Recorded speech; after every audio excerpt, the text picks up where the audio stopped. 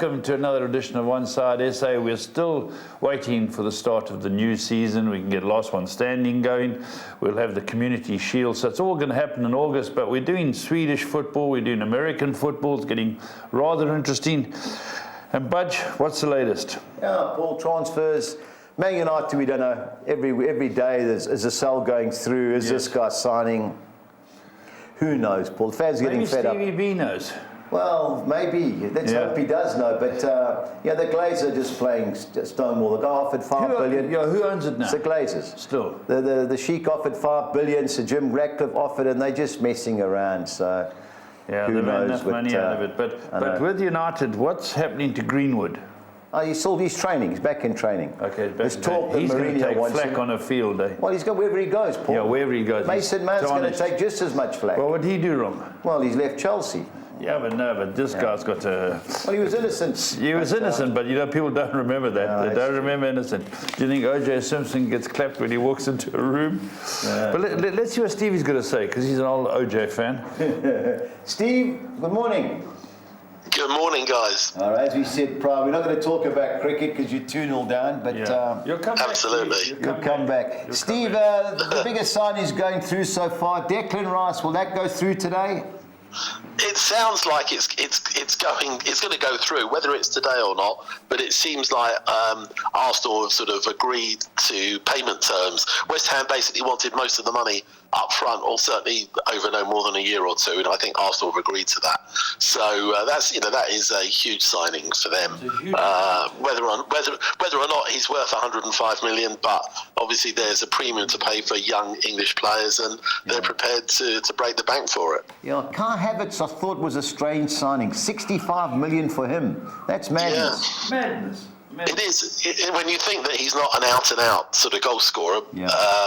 But they're obviously see something in him that Chelsea have prepared to let go.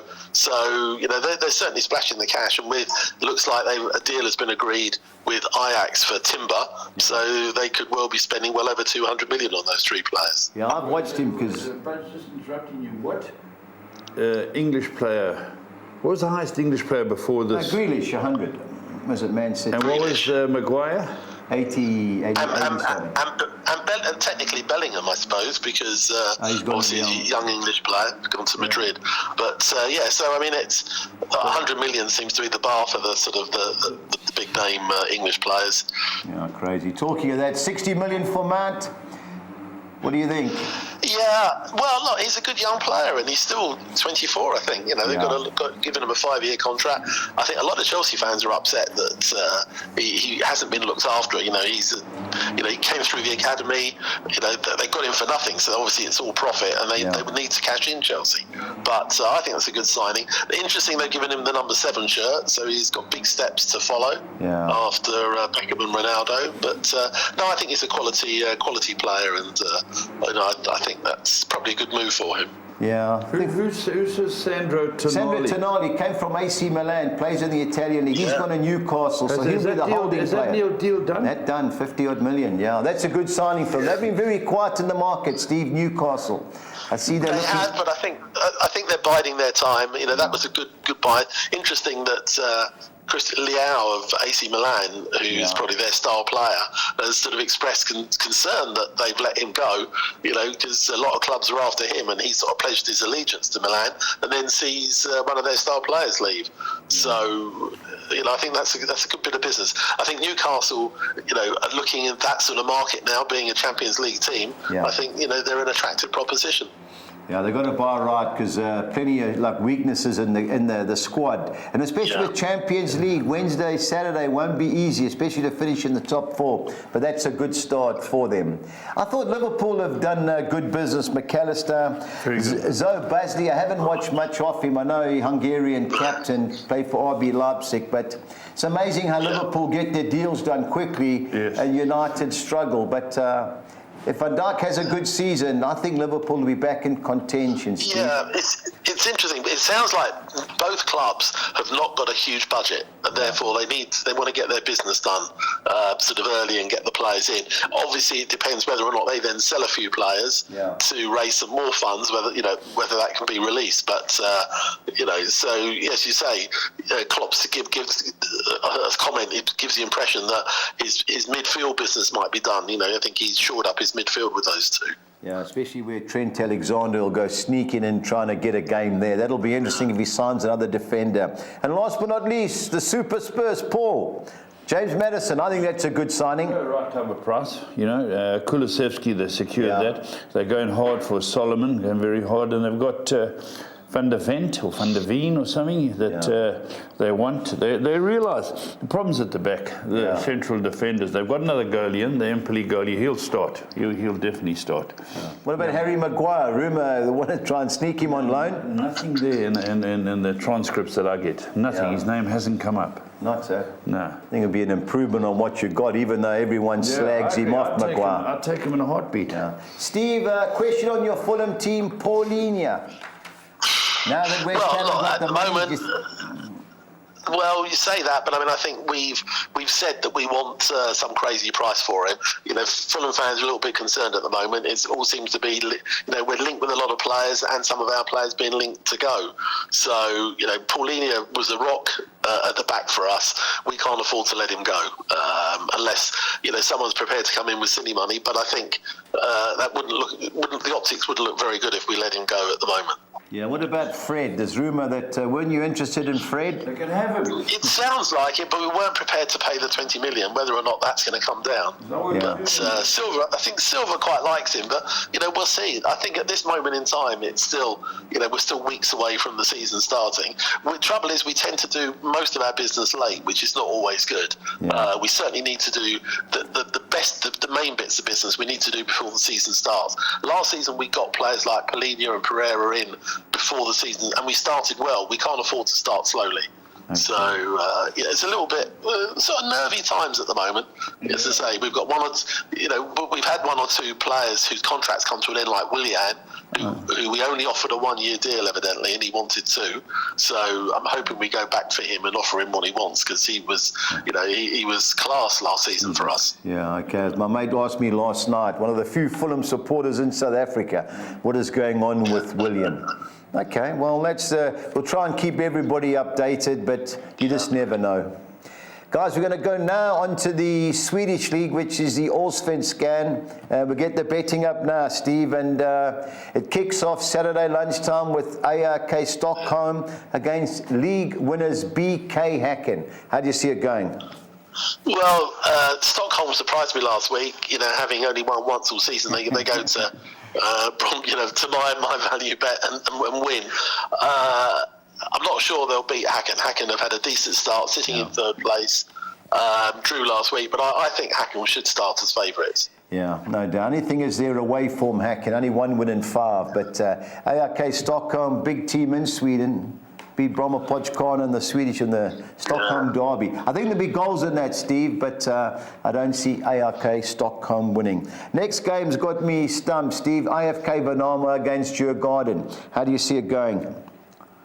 Well, I think that Djurgården probably should start as favourites, but I think it's going to be a close game. I think that they'll get something there, though. I think draw and away win for me. Yeah. What does AIK stand for? What does IFK stand for? Athletic, something, Atletico, Internet, whatever. I have no idea. I'll look it up for you, Paul. Okay. Likewise. I think it's International Football Club, the other one. Yeah.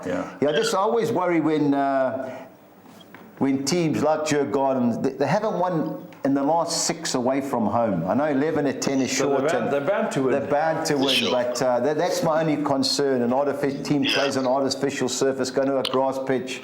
But I agree, I don't see them losing Djurgården, but you just never know. Now, Steve, biggest club in the world, Bromma Podgkarna. I was going to make them my best bet of the weekend. I think they'll beat Degerfors. 6 away games, Degerfors. They've lost all 6, struggling for goals. Bromma Podgkarna, good thing, Steve. How do you see it? Well, they should be, but I expected them to win last week. I think they will win. Might be a little bit closer than the odds show, but I think they should be favourites. Yeah, well, last week was a local derby. You know, they're like the Everton to Liverpool, or maybe they're like Tranmere Rovers to Liverpool. So they had a good start at home against a struggling team. For me, 8 to 10's a gift. Malmö, the top team in Sweden. 1 to 4. Too good for Mjalby, Steve? Yeah, they should be. I mean, their form has been really good. They had a big win last week.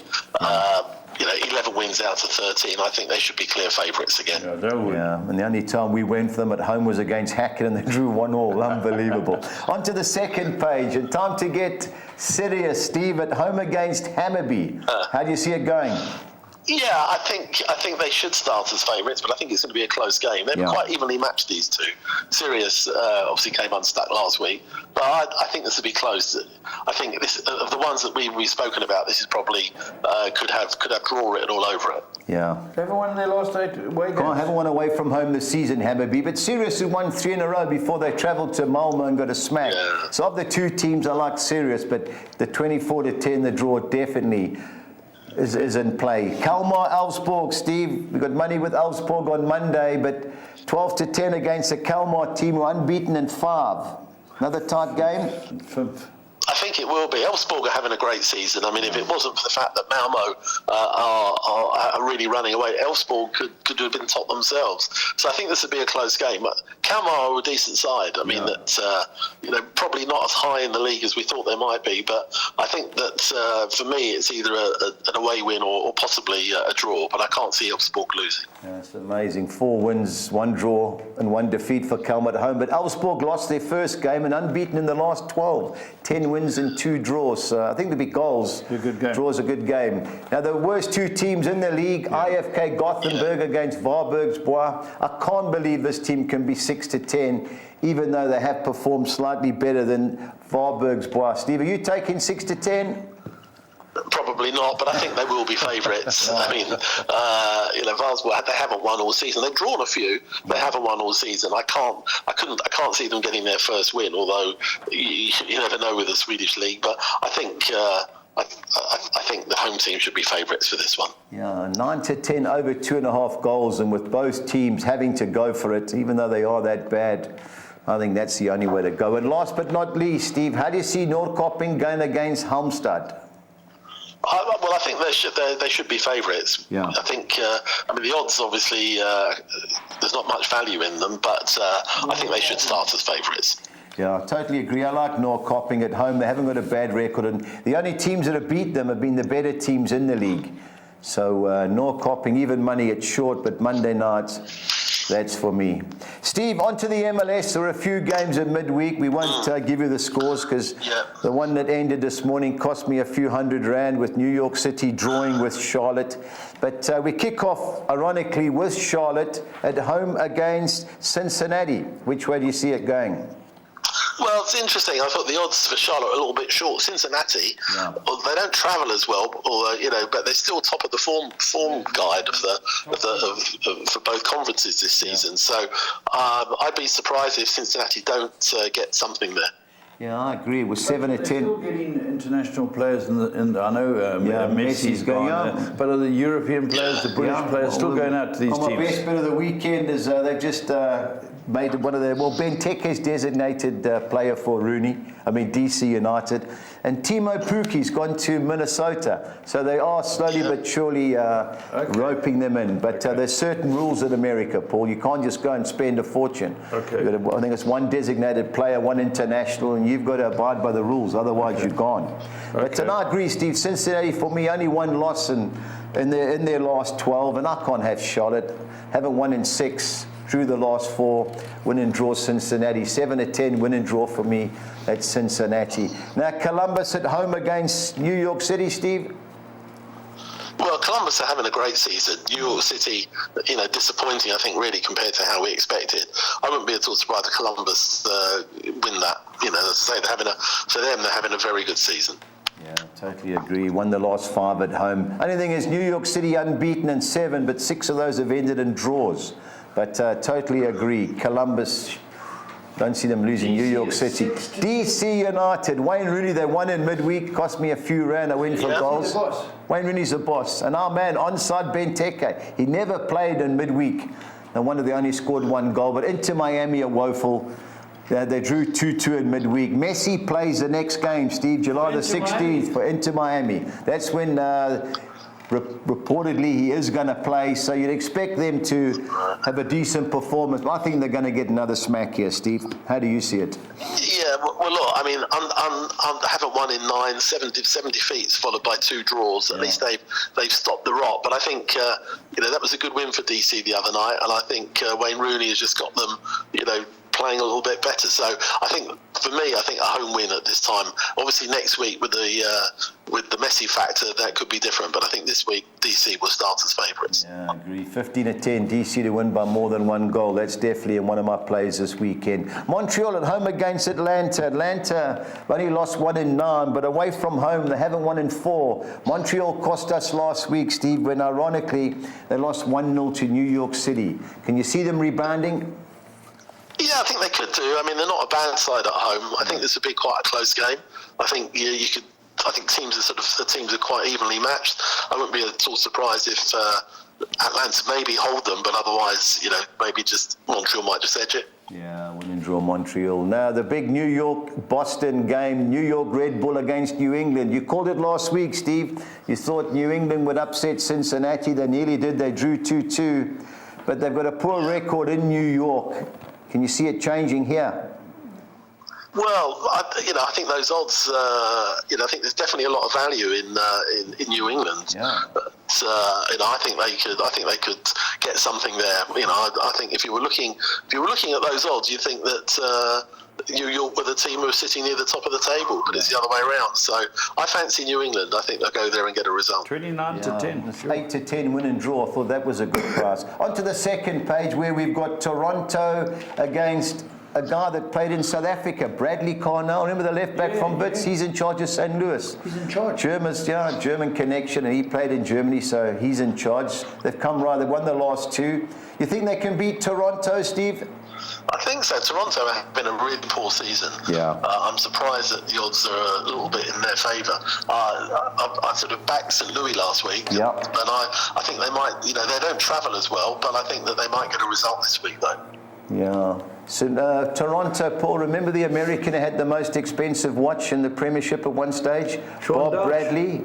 Of the managers. Of the managers, Sean yeah. Dodge, £45,000. Yeah. He was in charge of Toronto. They fired him. Bob Bradley, the American. American, yeah. He was at Toronto. They fired him. His son who played at Bolton, I think it was, Steve, and Sunderland. He's still there, but they've had a nightmare run, and I agree. St. Louis win and draw there, but we all know how difficult it is for the away sides travelling. Chicago, my man Shaqiri let me down last week. They only scored 1. I needed to score 2. They just come back into the team. Against a Nashville team, Steve, going well. Which way do you see it going? Well, I think Nashville are going very well. Yeah. I think surprised a lot of people this season. I think they could get something there. I don't think Chicago should start as clear favourites. Yeah. So I think Nashville could definitely get something there.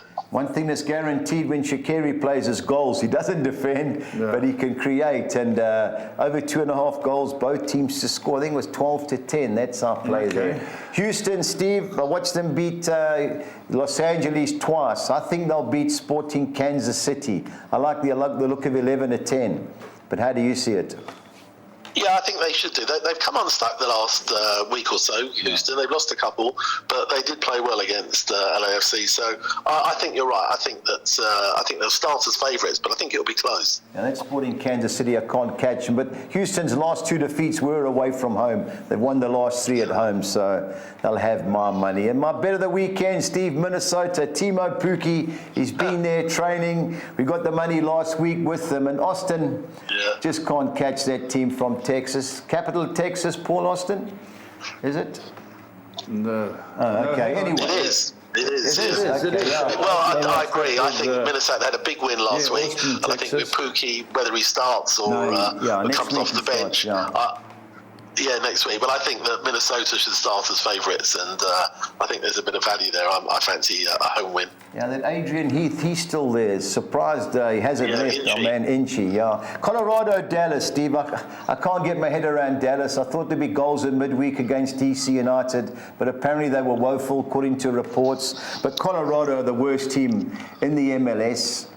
24-10 the draw? Colorado are the most...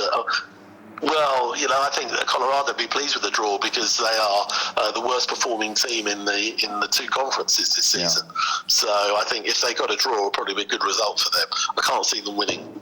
They've struggled to put a win together all season. Yeah, they did play well in midweek when the game got postponed because of lightning, when they were playing Portland. So it's not like other games where, they just call it off, postpone the whole game. They'll come back and play the second half in a due date. So very interesting, but I agree. I think the draw there, you can't trust either side. On to our final page, Real Salt Lake against Orlando City. Steve, how do you see it? Well, both teams having a reasonable season. Real Salt Lake are having a pretty good season. Orlando had a good win last week. I think the home team should start as favourites, but I think it'll be close. Yeah, they've only lost 1 in 10, Real Salt Lake, Steve, but at home they haven't won in 4. They've got the best away record in the MLS. Yeah. Orlando City, away from home, I don't know, I just can't catch them, so Real Salt Lake should be in there, but I'm going to throw the draw into my exotics. Yeah. LA Galaxy, Steve, I don't know if you know this, but Tuesday night it was record attendance. I think it was 94,000 when they played Los Angeles. I think it was 94. Yeah, they beat them. They won 2-1. That Ricky Puig, is it Ricky Puig, the boy from Barcelona? He's been there. Okay. Apparently he played well. Yeah. I'm all over LA Galaxy here to beat Philly, Steve. I don't think Philadelphia travelled too well, especially to the West Coast. Galaxy aren't doing that well, but... No, but they've only beaten the last 6, but they've come right playing-wise. I fancy Galaxy at home, Steve. What do you think? I think you're probably right, although, as I say, Philadelphia is still having a reasonable season, but as you say, it tends to be their home form. So I think you're right. I think that was a big win for Galaxy in their derby. Yeah. I think they'll be buoyed by that. And I think they'll start as favourites, but I think it'll be close. Yeah, it should be. I just thought 15-10 was a big price. And when you have a look at Philadelphia away from home, especially travelling to the West Coast, they haven't won in a while, so I'm taking a chance on LA Galaxy. The team I can't catch is Los Angeles with all their players, Carlos Vela and co. They were woeful. I can't believe they 5-10, but San Jose, not the best away from home, Steve, but I think Los Angeles, that's too short. But which way do you see it? Yeah, I agree. I mean, they've lost 5. I mean, after that really good start where they won 7 and only lost 1 of their first 12, they've now lost 5 of their last 7 since they've come back.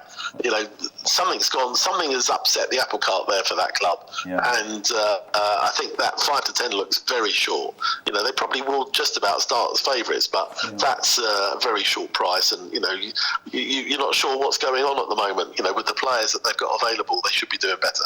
Yeah, I totally agree, and it's over 2.5 goals every game, but just really tough to call, especially back in the mat, right? And last but not least, Vancouver, great home record against a Seattle team that are going well, sitting in second in the West. How do you see it, Steve? Yeah, it's a bit of a derby. I mean, obviously, those two clubs in Portland have their own little rivalry going on. As you say, Vancouver lost last week, but they're decent at home. I think this will be a close game. But Seattle are having have sort of pulled themselves up. The last few weeks, their results have been improving. So I think this could be very close. I wouldn't be surprised if Seattle hold them.